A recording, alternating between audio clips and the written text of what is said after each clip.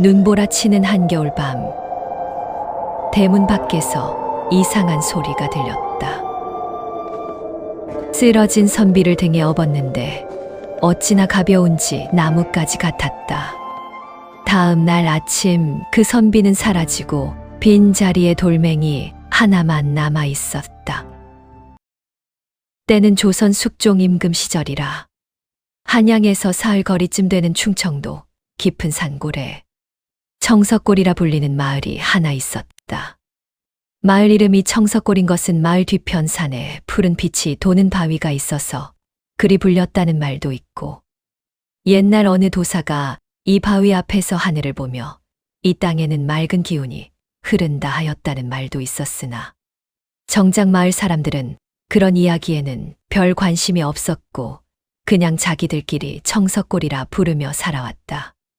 마을은 크지 않았는데 집이 20채 남짓이었고, 그 집들이 산 아래 좁은 골짜기를 따라 띄엄띄엄 자리를 잡고 있었다. 한양으로 가는 큰 길에서 이 마을로 들어오려면 고갯길을 하나 넘어야 했는데, 고개가 그리 높지는 않았으나 경사가 가팔라서 짐을 지고 오르내리기가 쉽지 않았고, 비라도 내리는 날이면 흙이 녹아 발이 빠지는 일도 잦았다. 그러니 외지 사람이 일부러 찾아오는 일은 거의 없었고, 장날이 되면 마을 사람들이 그 고개를 넘어 나가는 것이지 외부에서 들어오는 일은 드물었다. 마을에서 제일 변변찮은 집이 최가댁이었는데, 최가댁이라는 이름은 그냥 최씨 집안이라는 뜻이었고, 딱히 대단한 집안이어서가 아니라 그냥 오래 살아왔으니 그리 불렸다. 집은 초가 삼간에 작은 마당이 하나 있었고, 마당 한편에 장독이 몇 개 놓여 있었으며, 대문은 나무가 오래되어 한쪽이 약간 기울어져 있었는데 고치려면 돈이 들었으므로 그냥 두었다. 그 집 사랑방에는 날마다 촛불 하나를 켜놓고 밤새 책을 읽는 총각이 살고 있었으니, 그가 바로 이 이야기의 주인공 최서하라는 사람이었다. 최서하는 나이 24이었다. 얼굴은 그럭저럭 꼴만하였는데 눈매가 또렷하고 코가 오뚝하여 잘생겼다는 말을 들을 만도 하였으나, 워낙 말수가 없고 표정이 잘 바뀌지 않아서 첫인상이 좀 딱딱한 편이었다. 키는 보통이었고 몸은 바치를 오래 해서인지 가는 편이었으나 힘은 있었다. 집안이 가난하여 변변한 것 하나 없었고, 도포도 낡아서 소매 끝이 헤어져 있었으나 그것을 부끄러워하는 기색은 없었다. 과거를 보러 한양을 오르내린 것이 벌써 5번째였으나 번번이 낙방을 하였다. 처음 한두 번은 그럴 수도 있다 싶었는데, 3번째 낙방부터는 마을 사람들의 눈길이 달라지기 시작하였고, 4번째 낙방 때는 대놓고 수군거리는 소리가 들렸으며, 5번째 낙방을 하고 돌아왔을 때는 아는 사람이 길에서 마주쳐도 슬쩍 눈을 피하는 일이 생겼다. 마을 사람들은 뒤에서 수군거리기를 최서하는 글재주는 있으나 복이 없는 사람이라 하였다. 더 심한 말로는 저 집 안채 귀신이 공부를 다 빨아먹는다느니, 어미 없이 자란 탓에 하늘이 외면한다느니 하는 말들이 돌아다녔다. 어미 없이 자랐다는 말은 사실이었는데, 최서하가 6살 때 어머니가 병으로 세상을 떠났고, 아버지도 최서하가 16살 되던 해에 따라갔으므로 그 뒤로는 혼자 살아왔다. 혼자 살아온 세월이 8회였으니 이미 혼자 사는 것이 익숙하였고, 외롭다는 생각도 처음 몇 해는 가끔 들었으나 나중에는 그것도 무뎌졌다. 최서하는 그런 말들을 들어도 낮에는 바치를 하고 밤에는 책을 읽으며 묵묵히 살아갔다.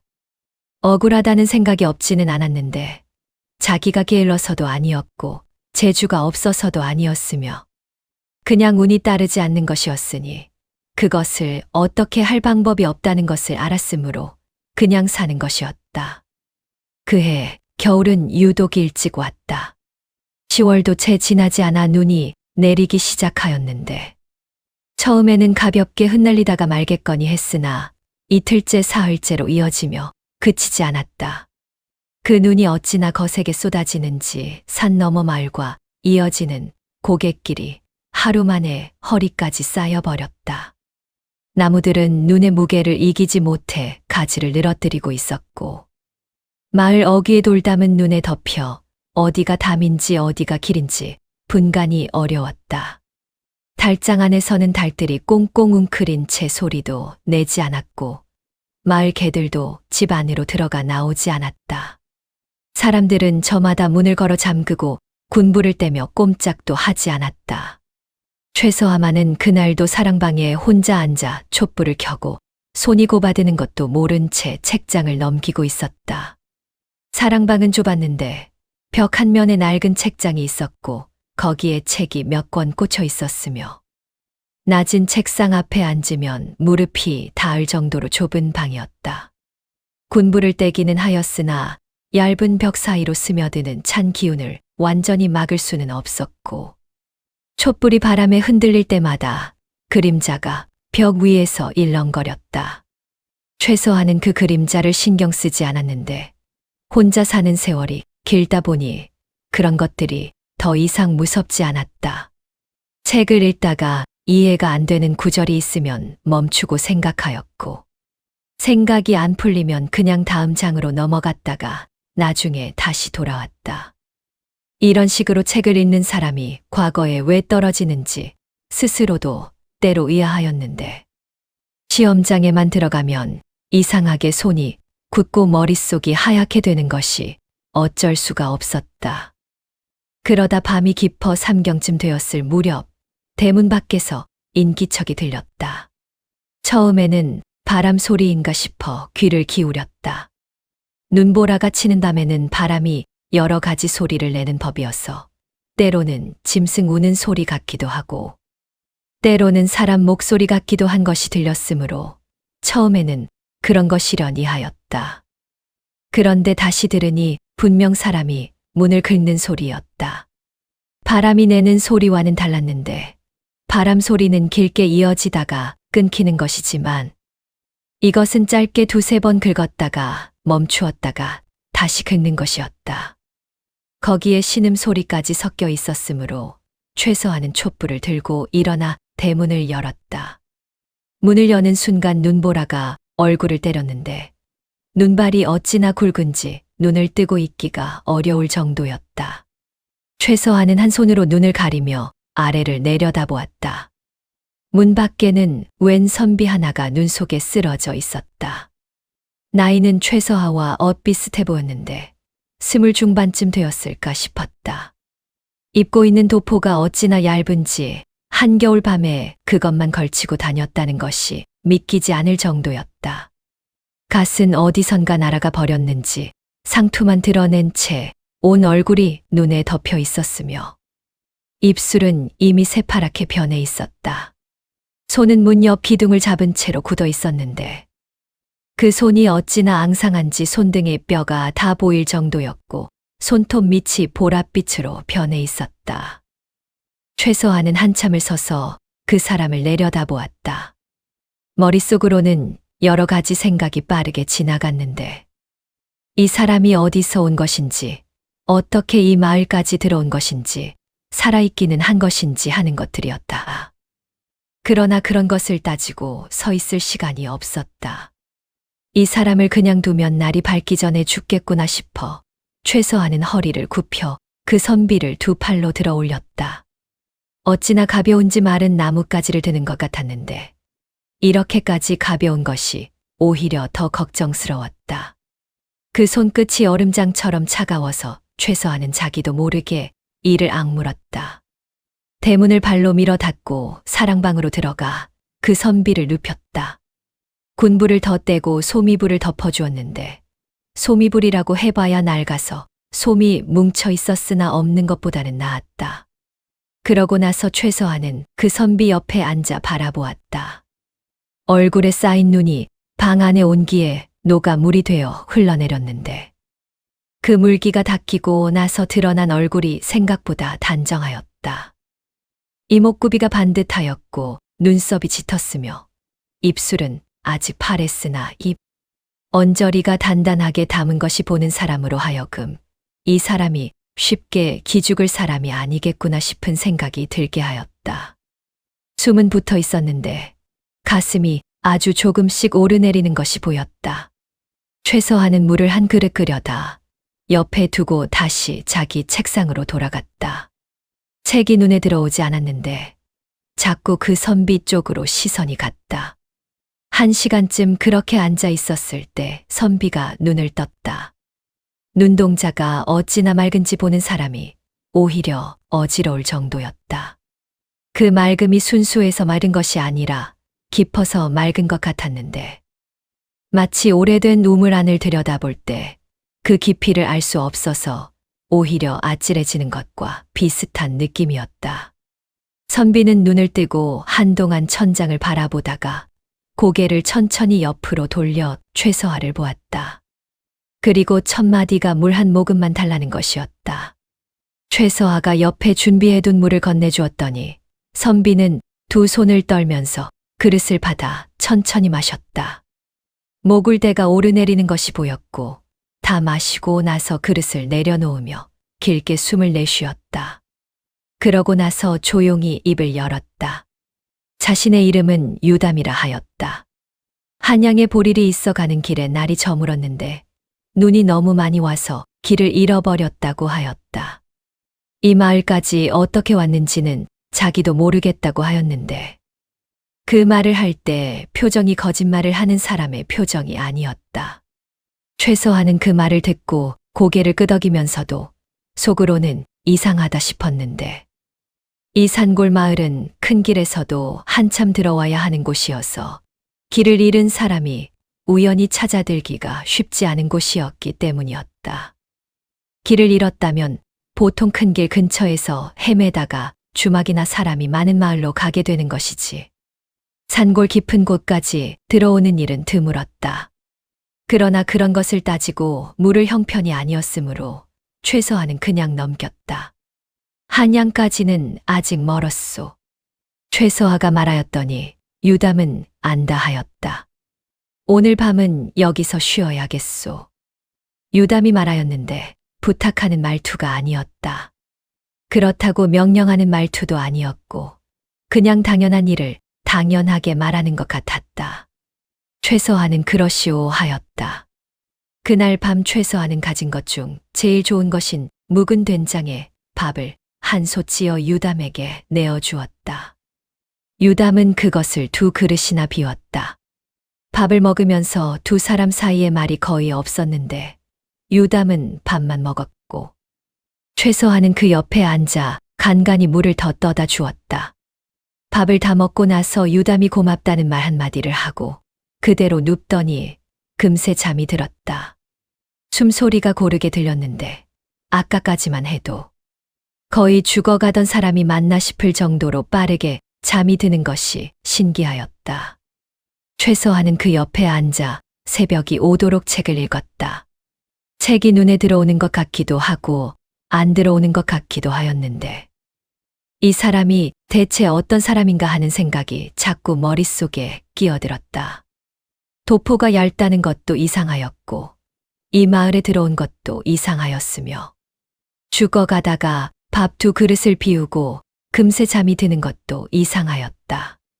그러나 세상에는 설명이 안 되는 일들이 있는 법이었고 그것을 굳이 설명하려 하다가 애꿎은 사람 의심하는 것보다는 그냥 두는 것이 낫다는 것을 최서하는 살면서 배웠다. 그래서 그냥 책을 읽었다. 이윽고 날이 밝았을 때 유담이 눈을 떴다. 눈을 뜨자마자 주위를 한번 둘러보고는 천장을 향해 오래 누워 있었다. 그 모습이 묘하였는데 잠에서 깨어난 사람이 천장을 보는 것이 이상한 일은 아니었으나 유담이 천장을 보는 눈빛이 그냥 멍하니 보는 것이 아니라 마치 천장 너머 무언가를 읽는 것 같았다.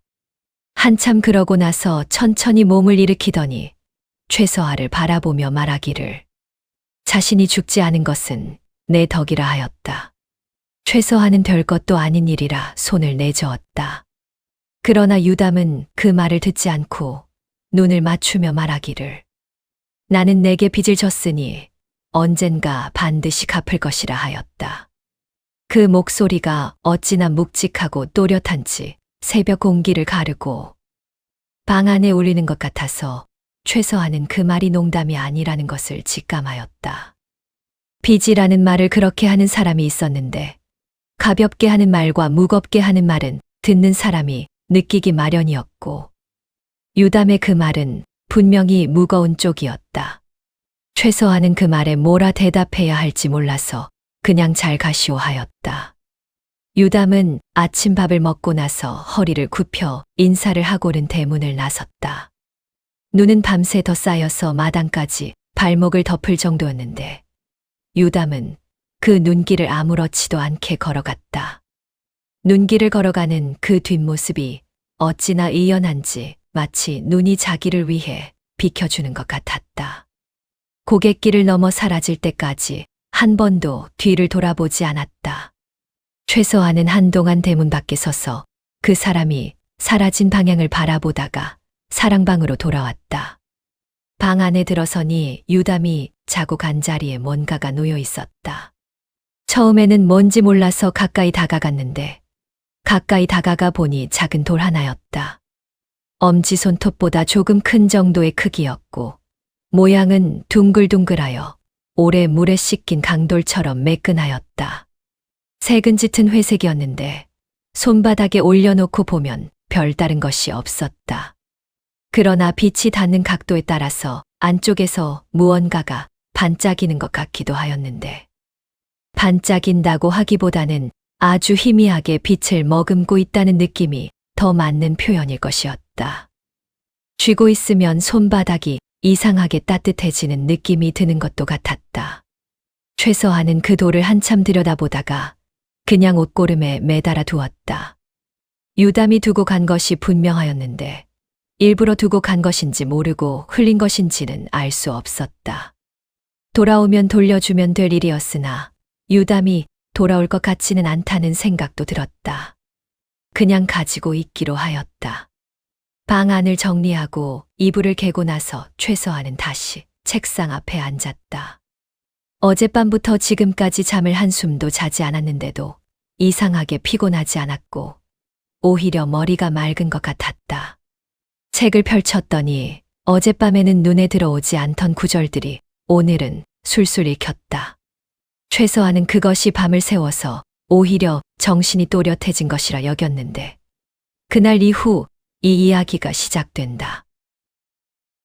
유담이 떠나고 나서 사흘째 되던 날이었다. 최서아가 아침에 일어나 마루에 앉아 있으려니 이웃집 고삼이라는 사람이 헐레벌떡 달려왔다. 고삼은 최서아보다 나이가 10살쯤 많았는데 마을에서 제일 입이 가볍고 발이 빠른 사람이었다.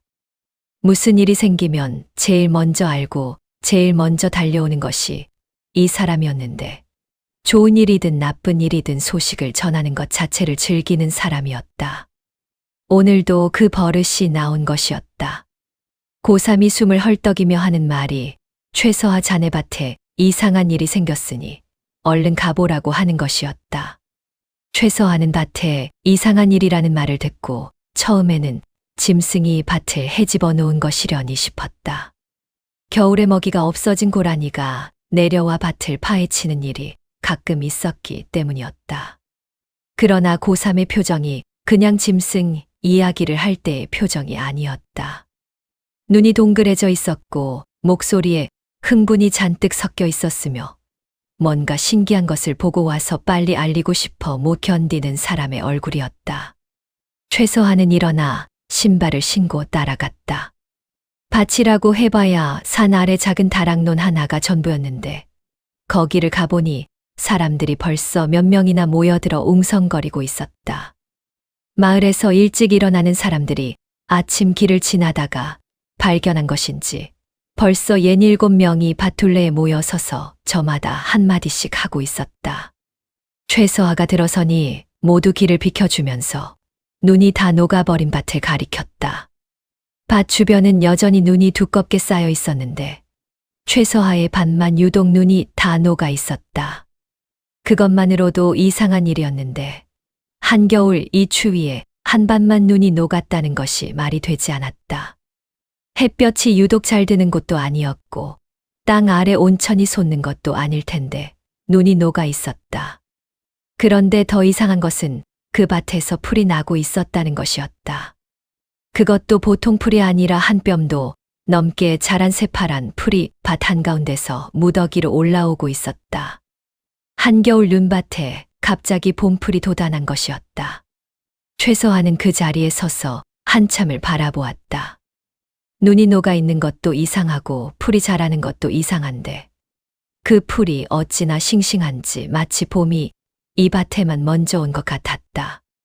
잎이 짙은 초록빛이었고 뿌리가 땅에 단단히 박혀 있는 것이 한두 날 사이에 자란 것이 아니라 이미 오래 자란 것 같았는데 어젯밤까지만 해도 이런 것이 없었으니 도무지 이해가 되지 않았다. 마을 사람들은 저마다 한마디씩 하였다. 누구는 지맥이 따뜻한 곳인가 보다 하였고 누구는 귀신이 붙었다며 무당을 부르자 하였다. 나이 많은 박노인은 팔짱을 끼고 서서 예전에 이 근처에 절이 있었다는 말을 들었는데 그 절터에 기운이 남아있는 것 아니겠냐 하였고 거기에 누군가가 그 절이 어디 있었냐고 물었더니 박노인은 자기도 모른다 하였다. 고3은 뒤에서 최서하 자네가 뭔 짓을 한 것 아니냐며 껄껄 웃었다. 최서하는 그 풀을 가만히 들여다보다가 손을 뻗어 만져보았는데 풀은 분명히 살아있었다. 손끝에 닿는 느낌이 여름날 풀밭에 손을 넣는 것과 다르지 않았는데 잎 위에 이슬이 맺혀 있는 것까지 느껴졌다. 최서하는 풀을 살며시 잡아당겨 보았는데 뿌리가 어찌나 단단히 박혀 있는지 꽤 힘을 주어도 뽑히지 않았다. 이상하다 싶었다. 그때 최서하는 문득 옷고름에 매달아 둔 돌이 생각났는데 손으로 더듬어 보니 돌이 따뜻하게 달아올라 있었다. 평소에도 손에 쥐면 따뜻한 느낌이 들기는 하였는데 오늘은 그보다 훨씬 더 뜨거운 것 같았다. 이상하다 싶었으나 그것이 이 풀과 무슨 관계가 있는지는 알 수 없었다. 그냥 우연이겠거니 하였다. 어쨌거나 그 일은 마을 사람들 사이에서 한동안 이야깃거리가 되었다. 사흘쯤은 만나는 사람마다 그 이야기를 하였는데 보름쯤 지나자 슬슬 잊혀지기 시작하였다. 사람들이란 처음에는 신기하다가도 자기 생활과 직접 관계없는 일은 금방 잊어버리는 법이었다. 밭의 풀은 그 뒤로도 계속 자랐는데 한겨울인데도 죽지 않고 봄처럼 무성하게 자라고 있었다. 최서하는 그것을 그냥 두었는데 딱히 어쩔 방법도 없었고 해가 되는 것도 아니었으므로 그냥 두었다. 그런데 그 뒤로 이상한 일이 하나씩 더 생기기 시작하였다. 첫 번째는 최서하가 아침에 일어나 부엌에 들어갔더니 빈독에 쌀이 가득 들어차 있었던 일이었다. 그날 아침은 원래 밥을 어떻게 할까 고민하던 날이었는데 어젯밤까지만 해도 독 바닥에 쌀이 한 줌밖에 남지 않아 걱정을 하였다. 오늘 장에 나가면 쌀을 좀 빌려와야겠다 싶었는데 부엌에 들어가 독 뚜껑을 열었더니 독이 넘치도록 쌀이 들어차 있었다. 최서하는 처음에는 자기가 잘못 본 것이라 여겨 독을 두드려도 보고 손을 넣어도 보았다. 분명히 쌀이었다. 한 줌을 꺼내어 손바닥에 올려보니 윤기가 흐르는 좋은 쌀이었고 밥을 지어 먹어보니 맛도 좋았다.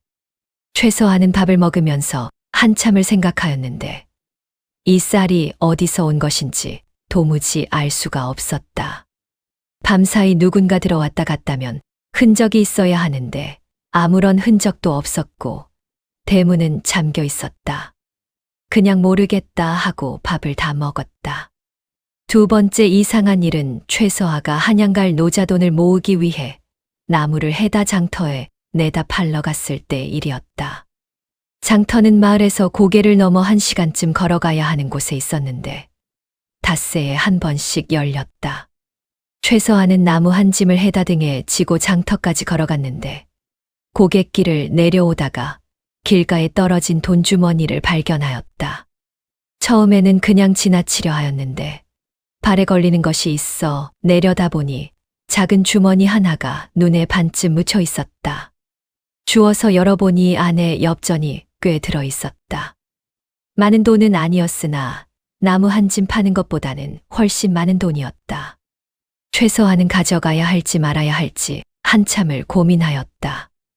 누군가 흘린 것이니 임자가 있을 것이었고, 임자 있는 것을 가져가면 안 된다는 것을 알았으므로 그냥 가져갈 수가 없었다.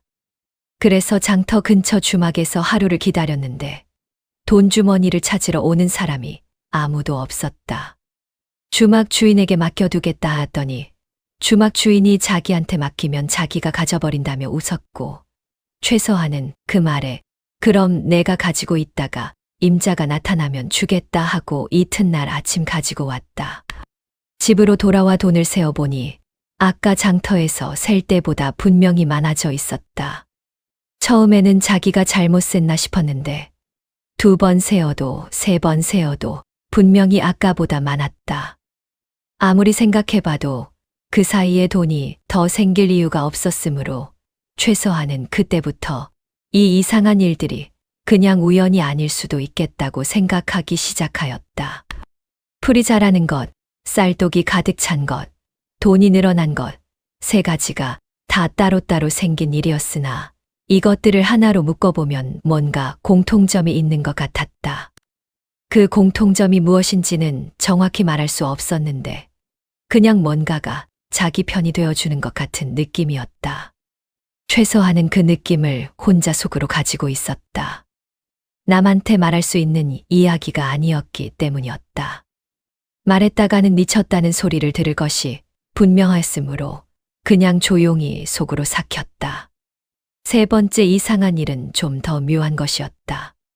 최서아가 어느 날 사랑방에서 책을 읽다가 깜빡 잠이 들었는데 꿈에서 유담이 나타났다. 꿈이라는 것을 알면서도 꿈인지 현실인지 헷갈릴 정도로 생생한 꿈이었다.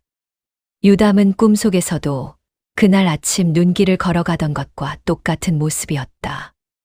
얇은 도포를 입고 있었고 갓도 없이 상투만 드러낸 채였으며 표정도 그날과 같이 조용하고 담담하였다. 유담이 최서아 앞에 서서 하는 말이 아직 때가 되지 않았다고 하였다. 최서아가 무슨 때냐고 물었더니 유담은 웃기만 하고 대답하지 않았다. 그 웃음이 뭔가를 알고 있는 사람이 웃는 웃음이었는데 비밀을 아는 사람이 모르는 사람 앞에서 짓는 그런 웃음이 아니라 이미 다 알고 있는데 지금은 말해줄 수 없어서 안타깝다는 것이 담긴 웃음이었다. 최서아는 꿈속에서도 그 웃음을 보며 답답하다 싶었는데 그러다 유담이 갑자기 뒤를 돌아보았다. 꿈속에서 뒤가 어딘지는 알 수 없었으나 유담이 뒤를 돌아본 것은 분명하였고 그 눈빛이 갑자기 달라졌다. 아까까지의 조용하고 담담한 눈빛이 아니라 날이 선 것 같은 눈빛이었는데 경계하는 것인지 무언가를 막으려는 것인지 알 수 없었다. 그러다 유담이 최서아를 돌아보며 조심하라는 말을 남기고 사라졌다. 최서아가 놀라 눈을 떴는데 사랑방에는 아무도 없었다. 촛불만 가물가물 타고 있었고 밖에서는 바람 소리가 들렸으며 방 안은 쥐 죽은 듯 고요하였다. 그러나 방 안에는 분명 아까까지 없던 냄새가 희미하게 남아 있었는데 그것이 무슨 냄새인지는 말로 설명하기가 어려웠다. 굳이 말하자면 이른 봄날 눈이 막 녹기 시작할 때 올라오는 흙냄새 같은 것이었는데 지금은 한겨울이었으므로 그 냄새가 날 리가 없었다. 최서아는 자리에 앉아 한동안 그 냄새를 맡았다. 냄새는 금방 사라지지 않고 꽤 오래 남아 있다가 천천히 옅어졌다. 최서아는 그 냄새가 사라지는 것을 느끼면서 유담이 한 말을 되새겼다. 조심하라는 말이었다. 무엇을 조심하라는 것인지는 말해주지 않았는데 말해주지 않은 것이 오히려 더 마음에 걸렸다. 무언가 구체적인 것을 조심하라 하였다면 그것을 피하거나 대비하면 되는 것이었으나 그냥 조심하라 하였으니 무엇을 어떻게 조심해야 하는지를 알 수가 없었다. 최서아는 그 꿈을 꾼 뒤로 무언가 조심해야 한다는 생각이 마음 한편에 자리 잡기 시작하였는데 정작 무엇을 조심해야 하는지는 알 수가 없으므로 그냥 평소보다 문단속을 잘하고 낯선 사람을 함부로 들이지 않는 것 정도로 스스로를 다독이고 있었다. 그러던 어느 날 최서아가 장터에 나갔다가 돌아오는 길에 마주친 사람이 있었는데 이웃 마을에 사는 덕삼이라는 사람이었다. 덕삼은 나이가 50 가까이 된 사람으로 원래 농사를 짓다가 몇 해 전부터 소 한 마리를 키우며 소를 빌려주고 삭슬 받는 일을 하고 있었다. 덕삼이 길을 가다가 최서아를 보더니 발걸음을 멈추며 말하기를 혹시 최서아, 그대가 사람이나 짐승병을 잘 본다는 말이 맞냐고 물었다. 최서아는 그 말에 어리둥절하였는데 자기가 그런 말을 한 적이 없었기 때문이었다. 무슨 말이냐고 물었더니 덕삼이 말하기를 마을에서 최서아, 그대가 사람 말을 한 번만 들어도 무슨 문제인지 알아맞힌다는 소문이 돌고 있다 하였다. 최서아는 그런 소문이 어디서 났는지 알 수 없었는데 가만 생각해 보니 병든 소를 데리고 온 이웃 마을 사람에게 몇 마디 한 것이 소문이 난 것 같았다. 그때는 그냥 소를 보다가 문득 이런 게 문제인 것 같다는 말이 입에서 나온 것이었는데 그것이 맞아 들어갔던 모양이었다. 최서아가 특별한 재주가 있는 것이 아니라 그냥 말을 들어보고 생각한 것뿐이라 하였더니 덕삼은 그래도 한번 봐달라며 최서아를 데리고 자기 외양간으로 갔다. 소가 사흘째 아무것도 먹지 않는다 하였는데 최서아가 소를 들여다보니 눈 흰자가 노랗게 변해 있었다. 최서아가 무슨 근거로 그러는지 스스로도 모르면서 입을 열었는데 말하기를 소가 뭔가 잘못된 것을 먹은 것 같으니 이틀쯤 아무것도 안 먹이고 물만 주면 나을 것이라 하였다. 덕삼은 반신반의하면서도 시험 삼아 해봤는데 이틀 뒤에 소가 스스로 염을 통해 코를 박으며 먹기 시작하였다. 그 뒤로 사람들이 하나둘 찾아와 이런저런 고민을 털어놓기 시작하였다. 처음에는 짐승병 이야기였다가 나중에는 집안 싸움 이야기, 이웃 간의 땅, 경계 다툼 이야기, 자식이 속을 썩인다는 이야기까지 여러 가지가 들어왔다. 최서아 자신도 왜 그런 말들이 입에서 나오는지 알 수 없었는데 마치 생각하기도 전에 말이 먼저 나오는 것 같았다. 틀릴 때도 있었으나 맞을 때가 더 많았고 그 말들이 번번이 맞아 들어가니 찾아오는 사람은 점점 늘었다. 최서아는 그 모든 것이 돌과 관계가 있는 것인지 아닌지 알 수 없었는데 돌을 주면 따뜻하고 그 따뜻함이 무언가를 통하게 해주는 것 같기도 하였다. 그러나 그것은 그냥 자기 혼자 하는 생각이었고 확인할 방법도 없었으므로 그냥 가지고 있었다. 이상한 일들이 계속되는 와중에도 최서아의 일상은 크게 바뀌지 않았는데 낮에는 바치를 하고 사람들이 찾아오면 이야기를 들어주었으며 밤에는 여전히 책을 읽었다. 다만 달라진 것이 하나 있었는데 쌀독이 비지 않는다는 것이었다. 신기하게도 밥을 먹을 때마다 쌀을 꺼내 쓰는데도 독이 줄어들지 않았고 어느 날은 분명히 많이 써서 독이 반쯤 비었다 싶었는데 다음 날 아침 보면 다시 가득 차 있었다. 최서아는 그것을 당연한 것처럼 받아들이기 시작하였는데 신기한 일도 자꾸 보이면 익숙해지는 법이었다. 다만 한 가지 마음에 걸리는 것이 있었는데 유담이 꿈속에서 한 말이었다. 조심하라는 말이었다. 그 말이 아직 일어나지 않은 무언가를 예고하는 것이라면 그것은 아직 오지 않은 것이었다. 오지 않은 것을 기다리는 것은 묘한 일이었는데 두렵다기보다는 어딘가 긴장된 상태로 하루하루를 보내는 느낌이었다. 최서아는 그 긴장을 굳이 없애려 하지 않았다. 긴장이 있어야 방심하지 않는 법이었고 방심하지 않아야 조심할 수 있었으므로 그냥 두었다. 그렇게 겨울이 가고 봄이 오기를 기다리며 최서아는 그 이상한 나날들을 살아가고 있었다.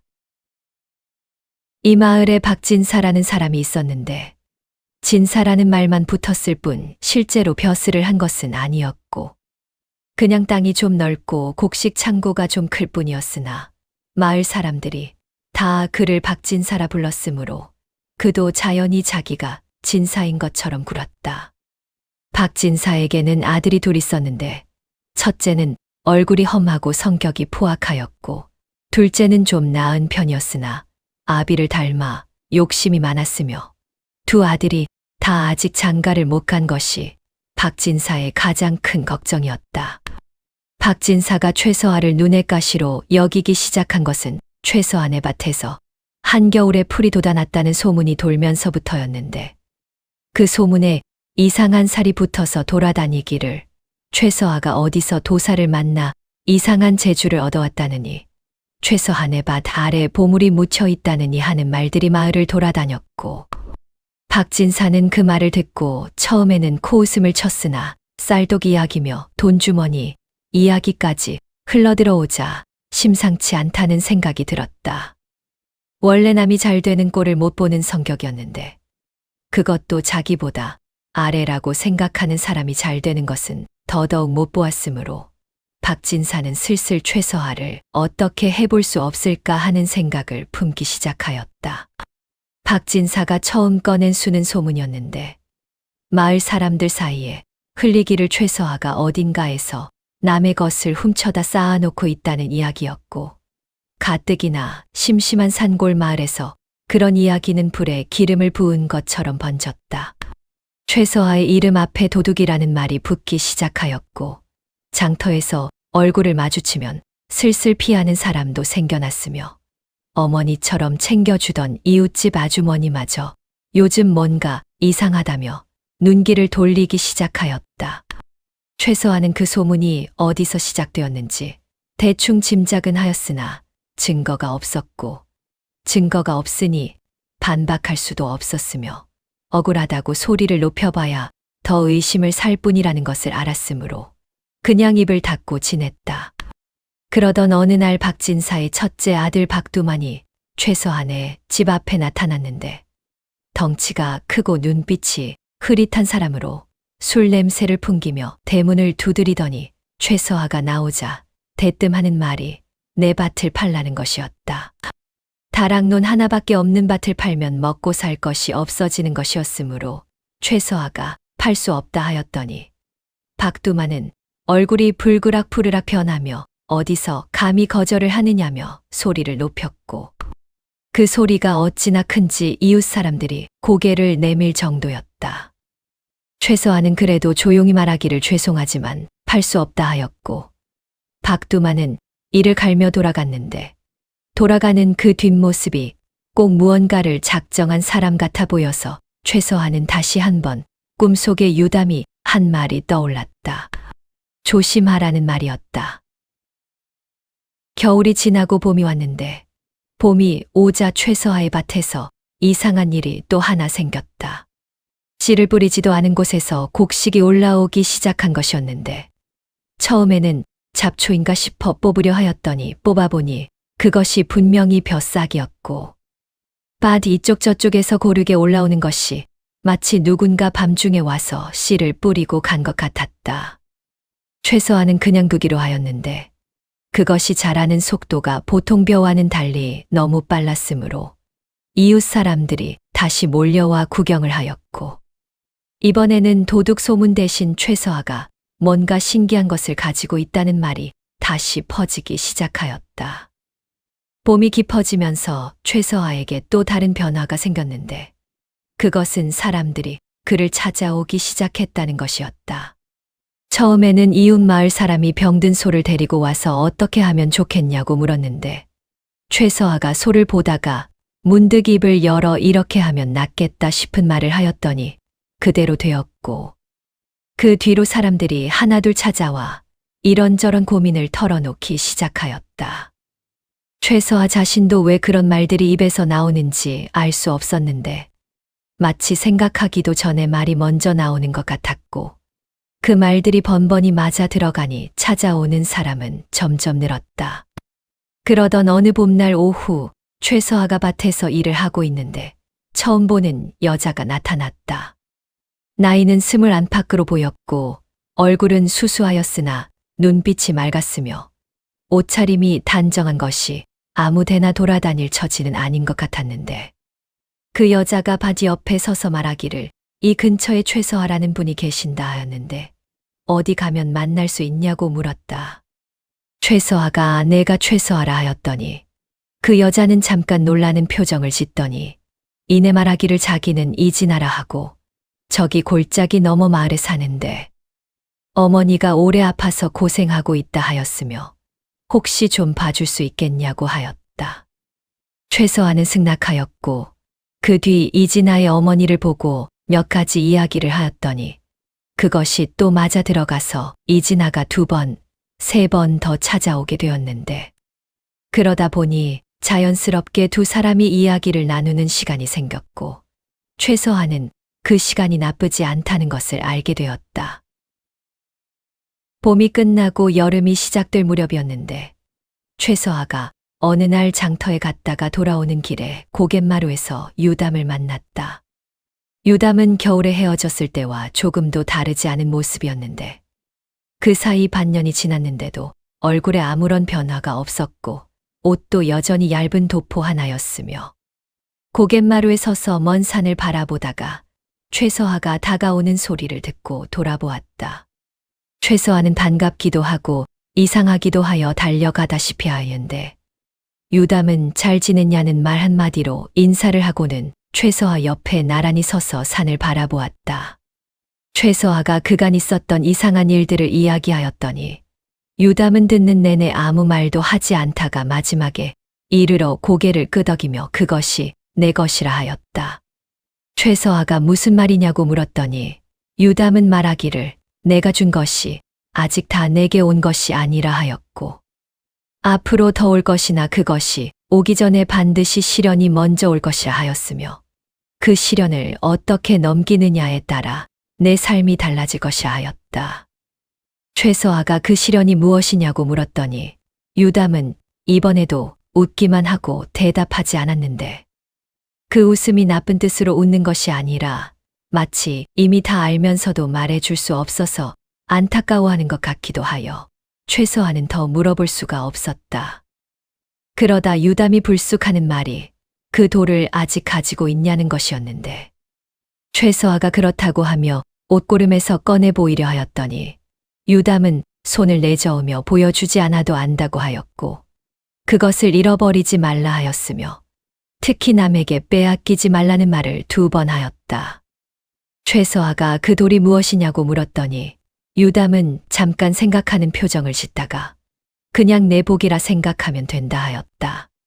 그리고 그 말을 하고 나서 유담은 다시 먼 산 쪽을 보더니 이만 가야겠다 하고는 고갯길을 내려가기 시작하였는데 최서아가 뒤에서 어디 가는 것이냐고 소리쳤으나 유담은 돌아보지 않았고 고갯길 아래 숲속으로 들어가더니 그대로 보이지 않았다. 최서아는 그 자리에 한참을 서 있다가 집으로 돌아왔는데 돌아오는 내내 유담이 한 말들이 머릿속에서 맴돌았고 그 중에서도 남에게 빼앗기지 말라는 말이 특히 마음에 걸렸다. 여름이 깊어지면서 박진사 쪽에서 움직임이 있었는데 박두만이 한동안 찾아오지 않더니 어느 날 갑자기 다시 나타나서는 이번에는 마을 어른들을 몇 명 데리고 왔다. 마을 어른이라고 하면 대개 박진사와 가까운 사람들이었고 그 중에는 이장 노릇을 하는 임씨도 있었는데 임씨는 평소에 최서아에게 나쁘지 않은 사람이었으나 박진사 앞에서는 맥을 못 추는 사람이었다. 그들이 최서아를 앞에 세워놓고 하는 말이 최서아가 마을의 어른도 아니고 땅도 변변치 않은 주제에 이상한 소문만 퍼뜨리고 다녀서 마을 분위기를 흐리고 있다는 것이었고 그러니 조용히 마을을 떠나는 것이 좋지 않겠냐는 것이었다. 최서아는 그 말을 듣고 어이가 없었는데 소문을 퍼뜨린 것은 자기가 아니었고 이상한 일들이 자기 의지로 벌어진 것도 아니었으며 무엇보다 이 땅은 자기 아버지가 피땀 흘려 일군 것이었으므로 그냥 나갈 수가 없었다. 그러나 박진사 편이 된 마을 어른들을 앞에 두고 혼자서 버티기가 쉽지 않았고 실랑이가 길어지면서 박두만이 옆에서 슬슬 험한 말을 섞기 시작하였는데 그러다 갑자기 박두만이 최서아의 옷고름을 잡아당기며 여기 뭘 가지고 다니는 것이냐고 소리쳤다. 최서아가 손으로 막았으나 박두만의 힘이 더 세어서 실이 풀리며 돌이 땅에 떨어졌고 박두만이 그것을 발로 밟고 서더니 이게 뭐냐며 비웃었다. 최서아는 그 순간 가슴이 철렁 내려앉는 것을 느꼈는데 돌을 돌려달라고 손을 내밀었으나 박두만은 비웃으며 이게 그렇게 소중하냐며 주머니 속에 집어넣어 버렸다. 임씨를 비롯한 마을 어른들이 뭔가 이상하다 싶어 말리려 하였으나 박진사 편인 다른 어른들이 막았고 박두만은 그 돌이 뭔가 이상한 것인 것 같으니 아버지께 가져다 드리겠다며 일행을 이끌고 자리를 떠났다. 최서아는 빼앗긴 돌을 어떻게 되찾을지 막막한 채로 그 자리에 혼자 남겨졌다. 그날 밤 최서아는 잠을 이루지 못하였는데 유담이 한 말이 계속 떠올랐고 돌이 없어진 것이 자기 삶에 어떤 영향을 미칠지 알 수 없어 불안하였다. 그런데 이상한 것은 아무 일도 일어나지 않았다는 것이었다. 돌이 없어졌으나 밭의 곡식은 그대로 잘 자라고 있었고 쌀독도 비지 않았으며 사람들이 찾아오는 것도 멈추지 않았다. 최서아는 조금 혼란스러웠는데 그렇다면 그 돌이 이 모든 것의 원인이 아니란 말인가 하는 생각이 들었고 그 생각이 들자 오히려 마음이 좀 편해지기도 하였다. 박두만이 돌을 가져간 뒤로 박진사 집안에서 이상한 일들이 벌어지기 시작하였는데 처음에는 박진사가 그 돌을 받아들고 뿌듯해하며 이것이 바로 최서아가 가진 비결이었다고 큰 소리를 쳤다. 박진사는 그 돌을 사랑방 가장 좋은 자리에 놓아두었고 이제 이 돌이 자기 집에 왔으니 더 큰 복이 오겠다고 하며 잔치까지 벌일 기세였는데 그 첫날 밤 사랑방에서 이상한 소리가 들려 하인들이 달려가 보니 아무도 없었고 돌만 바닥에 굴러 떨어져 있었다고 하였다. 다음 날은 박진사가 아끼던 말이 이유 없이 다리를 절기 시작하였고 그 다음 날은 창고에 쌓아둔 곡식에서 쥐가 무더기로 나왔으며 그 다음 주에는 박진사 큰아들 박두만이 길을 걷다가 발을 헛디뎌 넘어지는 바람에 팔목을 다쳤다. 박진사는 그것이 다 우연이라 하였으나 주변 사람들은 고개를 갸우뚱하기 시작하였고 마을에서는 슬슬 말이 돌기 시작하였는데 남의 것을 빼앗았으니 탈이 난 것이라는 이야기였다. 박진사는 그 말을 듣고 속으로는 불안하였으나 겉으로는 터무니없는 소리라며 일축하였고 그 돌을 더 단단한 상자에 넣어 잠가두었다. 그러나 그것으로 끝이 나지 않았는데 상자에 넣어 잠가둔 다음 날 아침 박진사의 아내가 열쇠를 찾을 수 없어 난리가 났고 열쇠를 새로 만들어 상자를 열었더니 상자 안에서 돌이 없어져 있었다. 분명히 잠가두었는데 돌이 없어졌다는 것이 말이 안 되는 일이었으므로 박진사는 하인들을 불러다 닥달하였으나 아무도 몰랐고 집 안을 다 뒤졌으나 돌은 나오지 않았다. 박진사는 화가 머리끝까지 올랐으나 어쩔 수 없었는데 그 사이에도 박진사 집안에서 크고 작은 불운한 일들이 계속 이어졌고 마을 사람들 사이에서는 이제 박진사가 최서아의 복을 빼앗으려다가 오히려 저주를 받은 것이라는 이야기가 공공연하게 돌아다니게 되었다. 돌이 없어진 지 보름쯤 지났을 무렵 최서아가 어느 날 아침 일어나 보니 방바닥에 그 돌이 놓여 있었다. 어젯밤까지 없던 것이 자고 일어나니 있었으므로 최서아는 한참을 그 돌을 들여다보았는데 손에 쥔이 여전히 따뜻하였고 빛의 비춘이 안에서 여전히 뭔가가 반짝이는 것 같았다. 누가 가져다 놓은 것인지 어떻게 잠긴 방 안에 들어와 놓고 갔는지는 알 수 없었으나 최서아는 이번에는 돌을 옷고름에 매달지 않고 아무도 모르는 곳에 따로 보관하기로 하였다.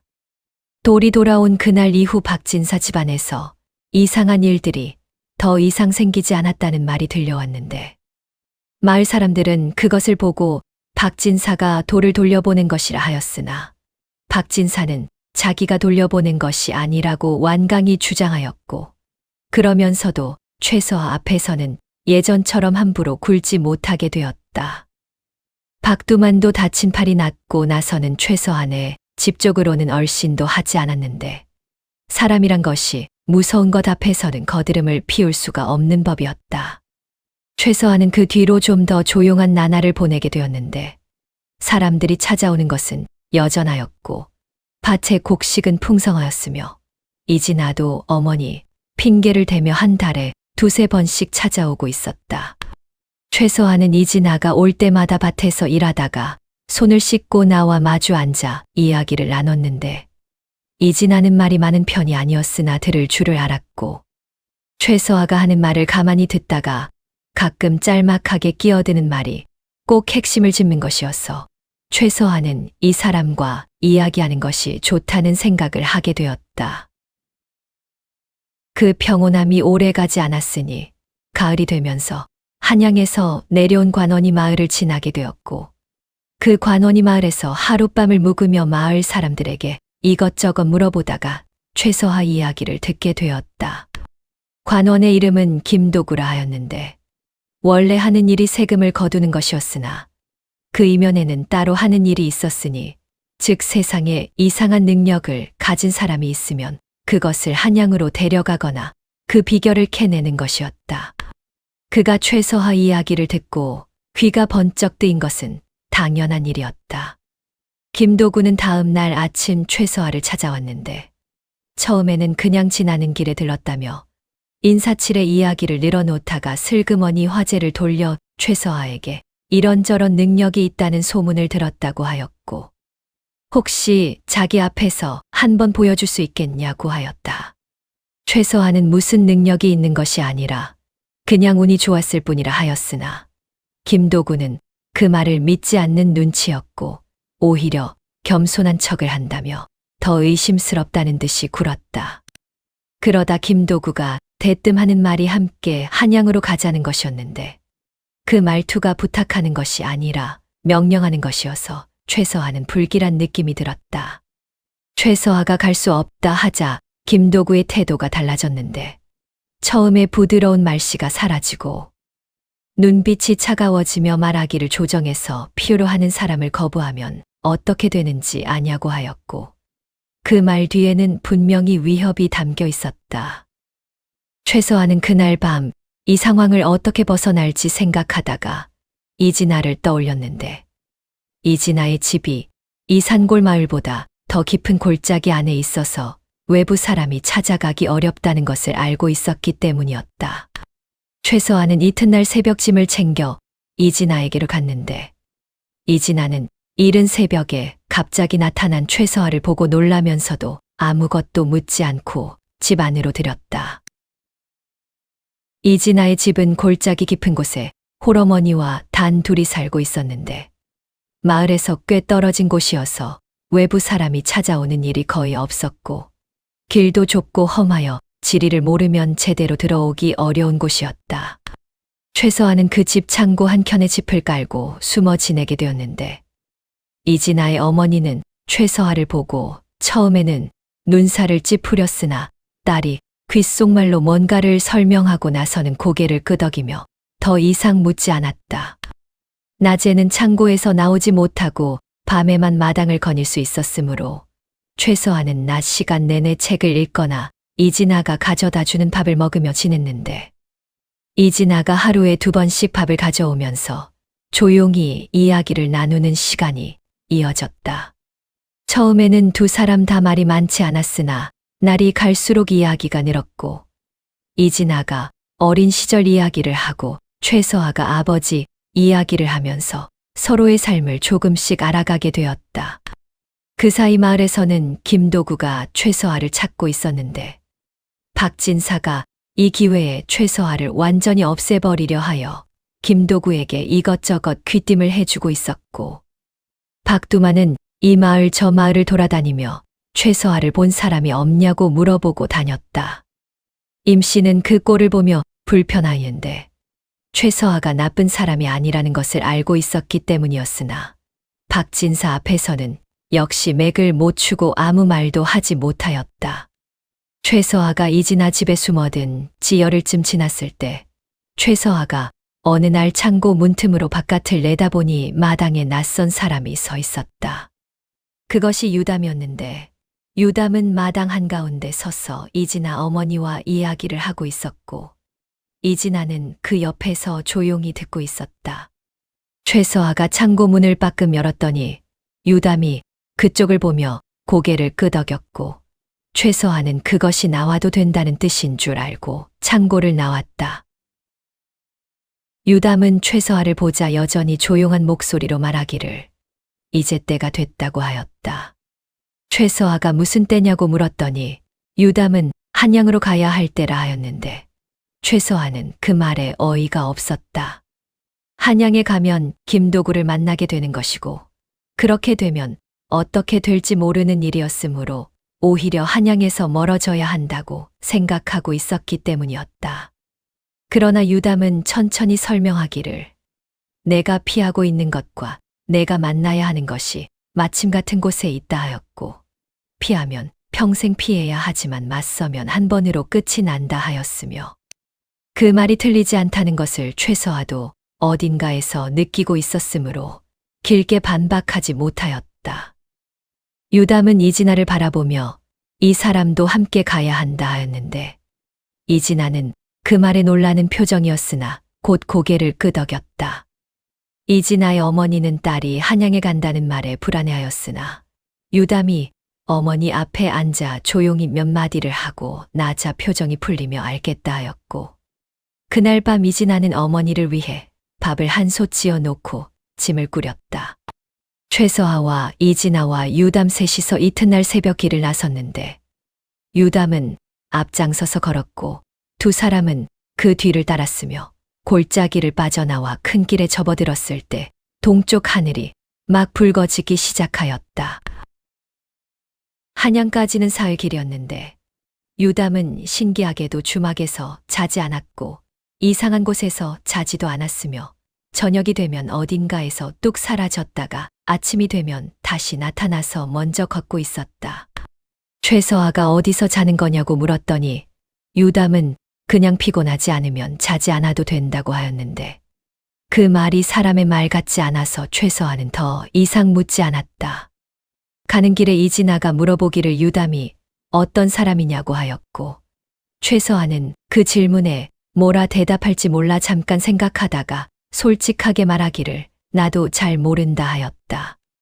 이진아는 그 대답에 고개를 끄덕이며 사람인지 아닌지 모르겠다고 하였는데 최서아는 그 말을 듣고 자기도 사실 그런 생각을 한 번쯤 해봤다는 것을 인정하였다.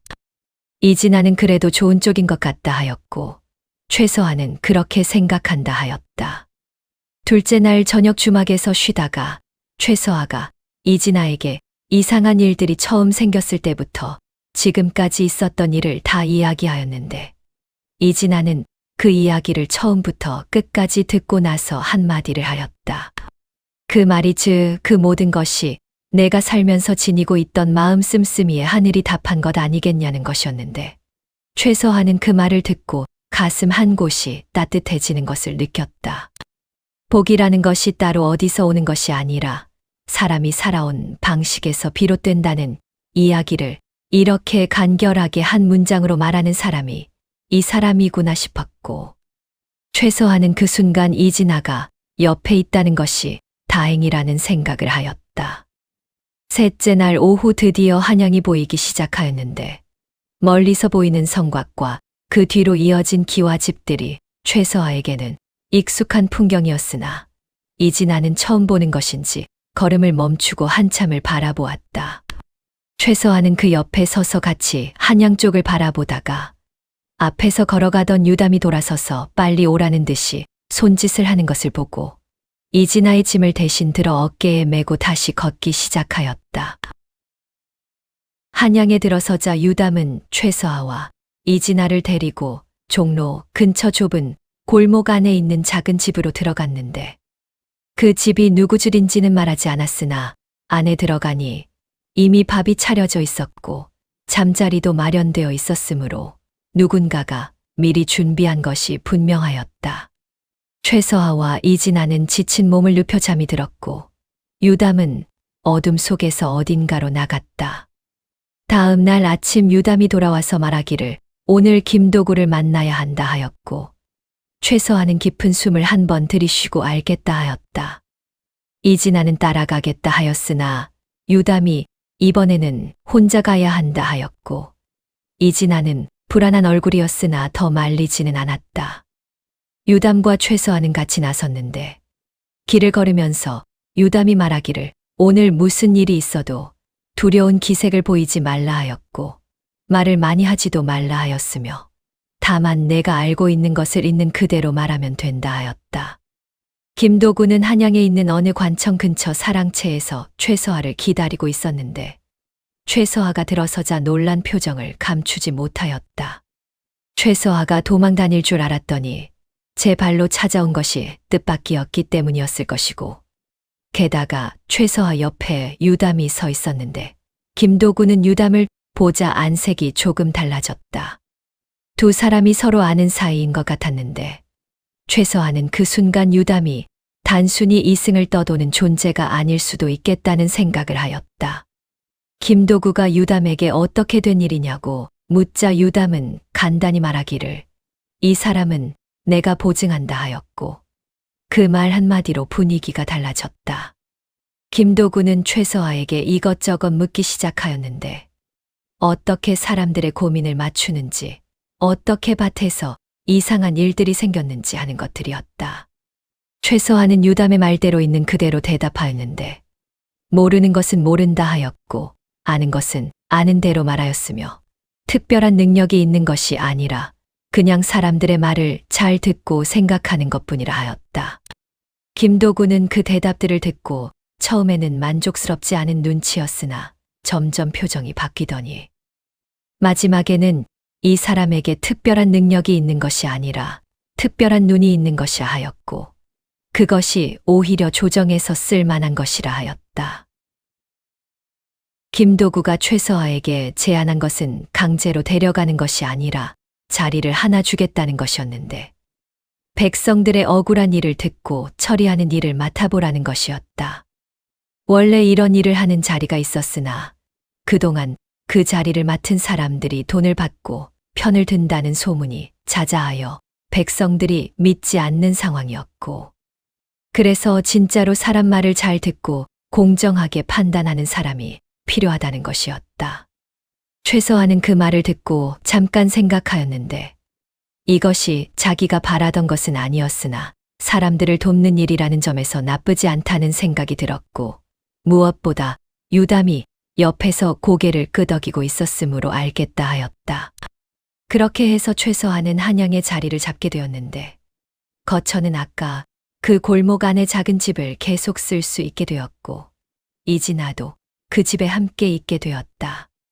이진아는 어머니를 두고 온 것이 마음에 걸렸으나 유담이 어머니는 괜찮을 것이라 하였고, 실제로 마을에 사람을 보내 소식을 알아보니 이진아 어머니가 오히려 전보다 기운이 좋아졌다는 말이 돌아왔으므로 이진아는 조금 안심하였다.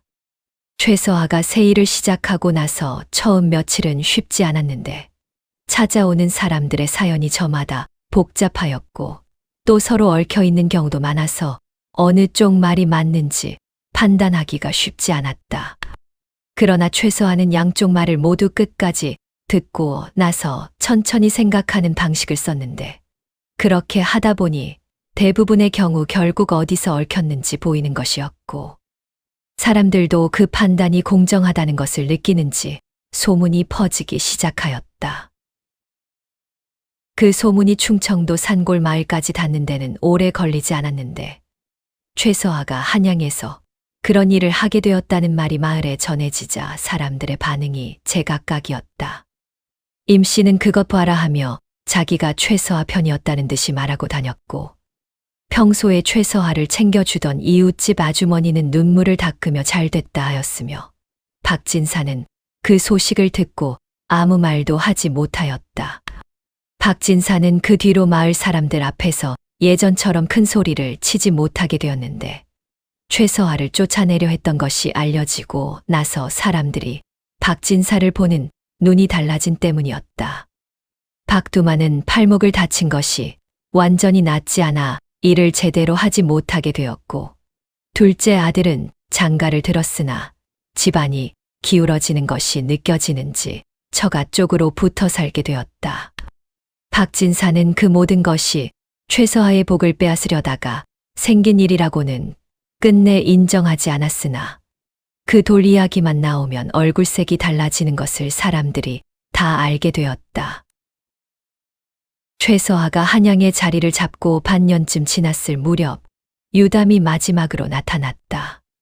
그날은 가을이었는데 최서아가 하루 일을 마치고 집으로 돌아오니 마당에 유담이 서 있었고 이진아는 안에서 밥을 짓고 있었다. 최서아는 유담을 보고 반갑게 맞이하며 안으로 들어오라 하였으나 유담은 괜찮다며 마당에 서서 하늘을 한번 올려다보더니 말하기를 이제 다 됐다고 하였다. 최서아가 무슨 말이냐고 물었더니 유담은 내가 내게 빚을 졌다고 하였고 이제 그 빚을 다 갚았으니 갈 때가 됐다 하였다. 최서아는 그 말에 가슴이 먹먹해지는 것을 느끼며 어디로 가는 거냐고 물었고 유담은 말하기를 가야 할 곳으로 간다 하였는데 그 말이 이승의 어떤 곳을 가리키는 것이 아니라는 것은 최서아도 알았으므로 더 물어볼 수가 없었다. 유담은 그러고는 최서아를 한번 바라보더니 말하기를 복이라는 것이 돌에서 오는 것이 아니라는 것 이제 알겠냐고 하였는데 최서아는 그 말에 천천히 고개를 끄덕였다. 유담은 마지막으로 하는 말이 이 사람 잘 붙잡으라는 것이었는데 안에서 밥을 짓는 이진아를 가리키는 것이었다. 최서아는 그 말에 웃음이 나왔는데 유담도 웃었고 그 웃음이 차츰 사라지면서 유담의 모습도 함께 희미해지더니 이윽고 마당에 아무도 없었다. 최서아는 빈 마당을 바라보며 한참을 서 있었는데 서운하기도 하고 이상하게 홀가분하기도 하였으며 무언가 긴 여정이 하나 끝났다는 느낌이 들었다. 그러다 안에서 이진아가 밥 됐다고 부르는 소리가 들려왔고 최서아는 알았다 하고 대답하며 방 안으로 들어갔다. 그날 밤 최서아는 오래 보관해두었던 돌을 꺼내보았는데 손에 쥔이 여전히 따뜻하였고 빛의 비춘이 안에서 여전히 뭔가가 반짝이는 것 같았다. 이진아가 옆에서 그 돌을 들여다보더니 이게 그 돌이냐고 물었고 최서아가 그렇다 하였더니 이진아는 장내하며 웃었다. 최서아는 그 웃음에 덩달아 웃으며 이 작은 것이 이렇게 많은 일을 했다며 돌을 이진아 손바닥에 올려놓았는데 이진아가 그것을 받아 쥐고는 따뜻하다며 놀라는 표정을 지었다.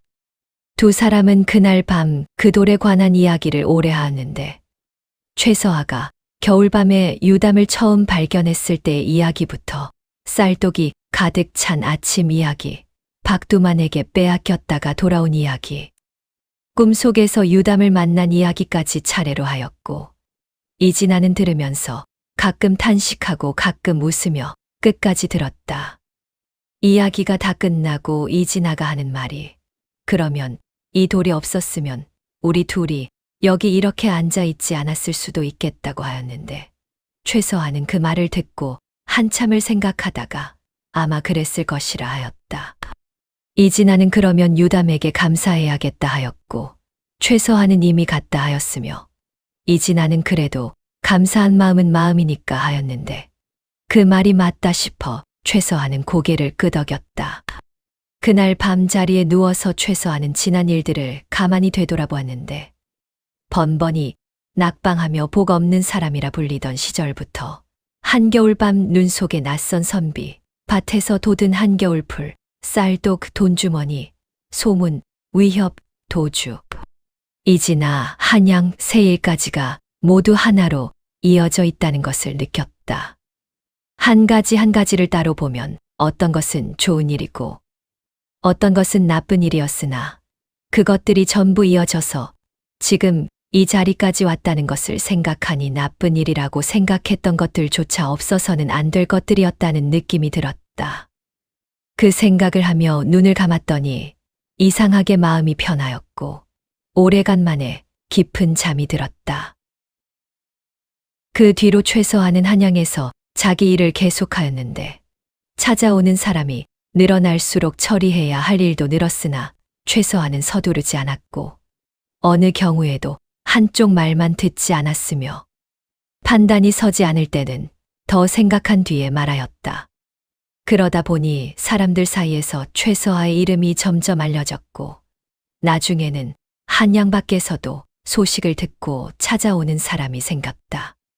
이진아는 그 사이 최서아 곁에서 살림을 하며 지냈는데 살림 외에도 찾아오는 사람들의 이야기를 귀동냥으로 들어두었다가 최서아가 판단하기 어려운 경우에 한마디씩 보태는 일이 잦아졌고 최서아는 그 한마디가 방향을 잡는데 도움이 된다는 것을 알게 되었다.